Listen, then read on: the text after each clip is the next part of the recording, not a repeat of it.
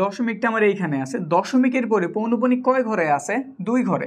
তাইলে তুমি 2টা 9 দাও, যেই কয়টা তুমি পৌনপুনিক দেখবা, যেই কয়টা পৌনপুনিক দেখবা অতটা কি দিয়ে দেবা? 9। তাইলে আমি কয়টা দেখছি এখানে? 1টা 2টা, এই জন্য আমিও 9 কয়টা দিছি? 2টা। তারপরে পৌনপুনিক ছাড়া দশমিকের পরে কোনো ঘর কি আছে?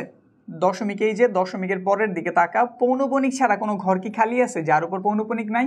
হ্যাঁ আছে, 3। তার উপর কোনো পৌনপুনিক নাই, তাইলে একটা 0। তাইলে আমরা নিচের হিসাবটা কি বুঝলাম? যদি পৌনপুনিক থাকে ততটা 9, আর পৌনপুনিক ছাড়া যদি কোনো মান থাকে তার জন্য একটা 0। 2টা পৌনপুনিক ছিল, 2টা 9, এটাতে কোনো পৌনপুনিক নাই, 0। ঠিক আছে, এখন দশমিকও চিন্তা করার দরকার নাই, পৌনপুনিকও চিন্তা করার দরকার নেই। তাহলে উপরে কত আছে? 358। লেখা দাও এখানে 358, তারপর একটা মাইনাস চিহ্ন দাও। এরপরের কথা হইতাছে দশমিকের চিন্তা বাদ, পৌনপুনিকের ঘরগুলিও বাদ। যাদের উপর পৌনপুনিক আছে তাদের চিন্তা করা বাদ দিয়ে দাও, দশমিকটারও বাদ দিয়ে দাও। তাইলে দেখো একটা সংখ্যা রয়ে গেছে, কত? 3। কি বলছি? দশমিকেরও চিন্তা করার দরকার নাই, দশমিক নাই, চিন্তা করো দশমিকটা নাই।